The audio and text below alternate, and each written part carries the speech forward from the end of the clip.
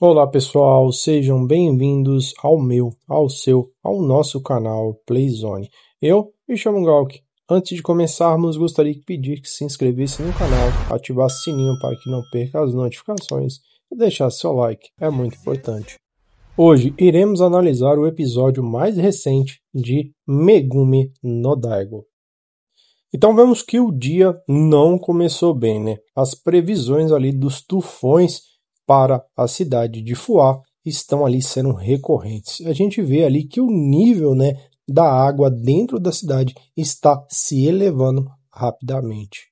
Então vemos que os dormitórios dos bombeiros ele acaba ficando, né, atrás do quartel, né, do corpo de bombeiros. Então a gente vê que Onoda acaba saindo ali, né, junto com Daigo, e a gente vê que o percurso que eles acabam se deslocando de um ponto a outro é de cerca de 1 a 2 minutos. Então é muito perto, né? Então a gente vê que por isso que eles acabam ali fazendo plantões gigantescos de 24 horas, já que o dormitório é muito perto ali do corpo de bombeiros. Então é um ponto bem estratégico, né?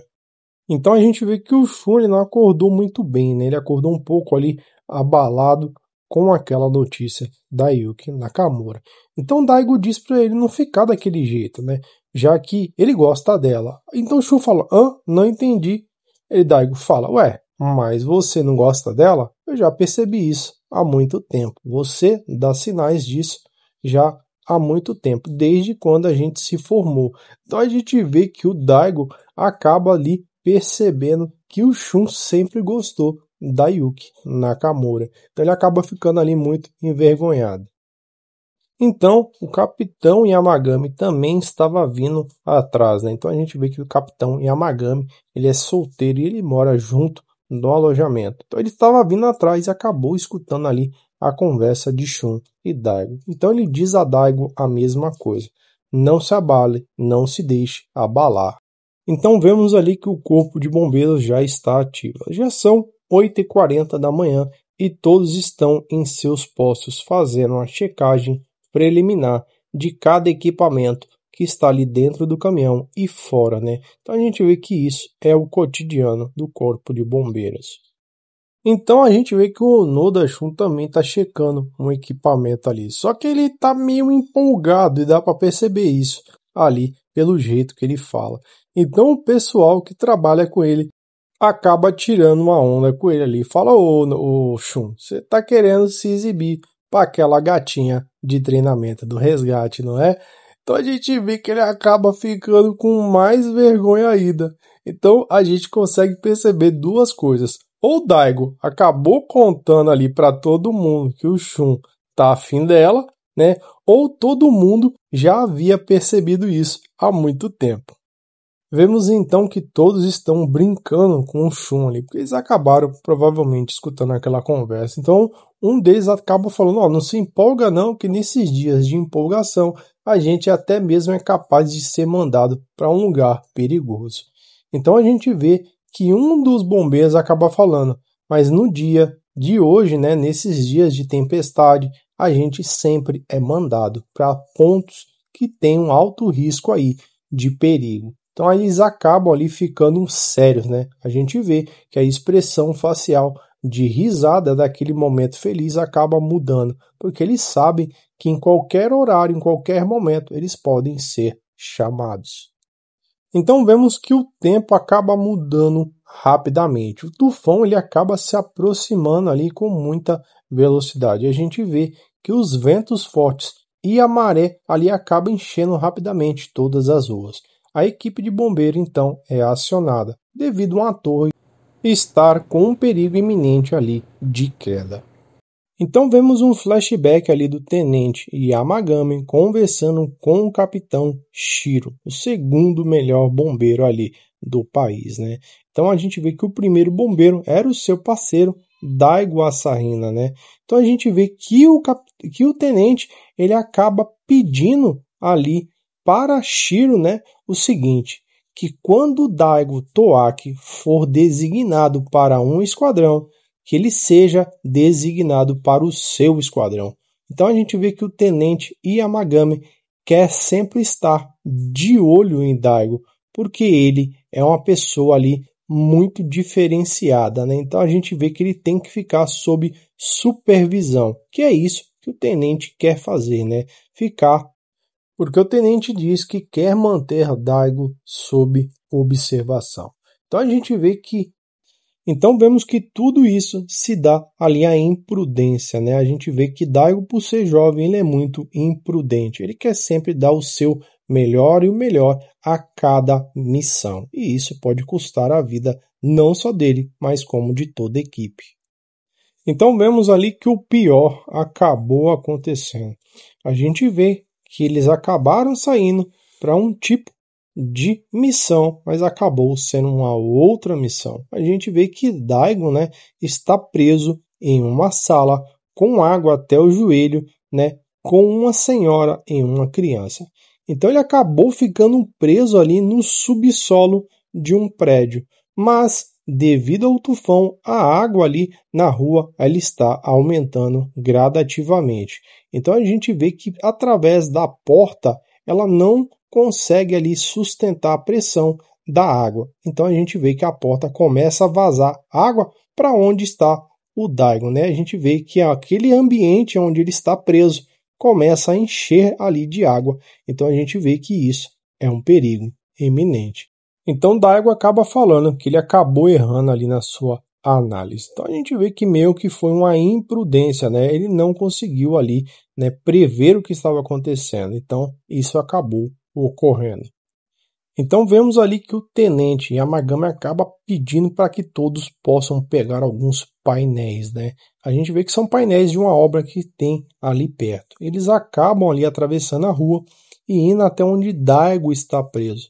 A gente vê que em volta ali da porta, onde dá acesso ao subsolo, tem muita água. Tem aproximadamente aí quase 1 metro até 3 metros de altura, né?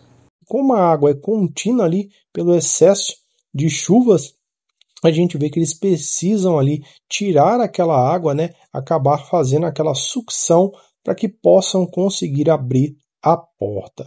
Então eles acabam usando, né, esses painéis para cercar ali a água e tentar esvaziar esse pequeno quadrado, né? A gente vê que é um quadrado ali com muita água.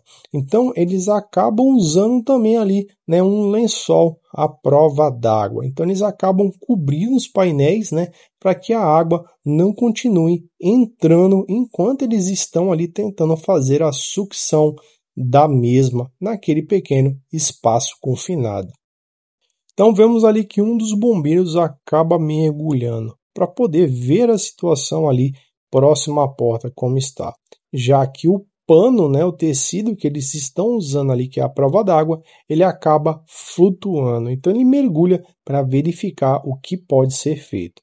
Então ele acaba voltando e diz que só vai poder conseguir usar a sucção do caminhão com perfeição se 2 ou 3 pessoas conseguirem ali segurar o tecido embaixo da água, para que ele não fique flutuando. Então a gente vê que realmente é uma tarefa difícil.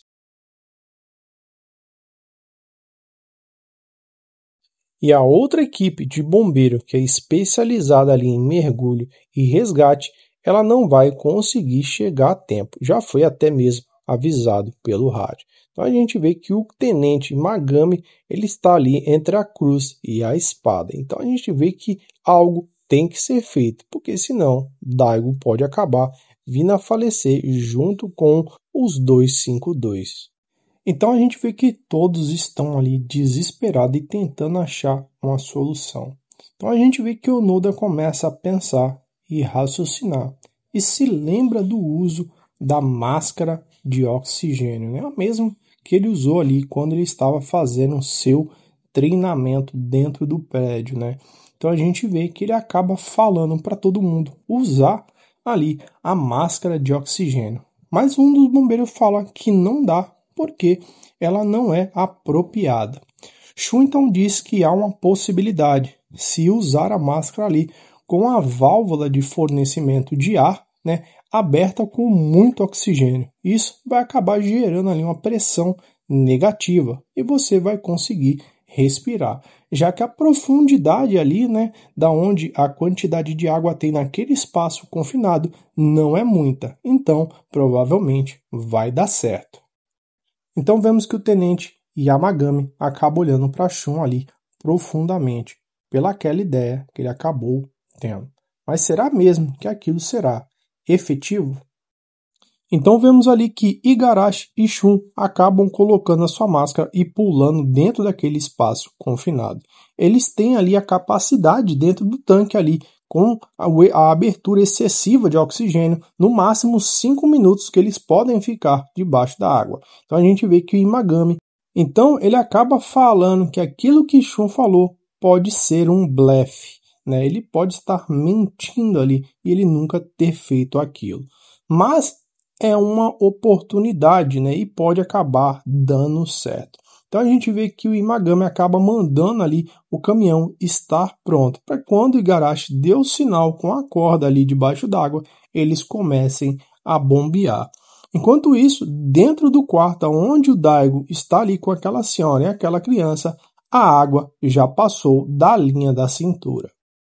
Então eles acabam ali concluindo ali, né, entraram debaixo da água e estão segurando a ponta dos lençóis nos pontos indicados. Então Igarashi dá o sinal de positivo. E o caminhão começa ali a fazer a sucção, né, a extração de toda aquela água.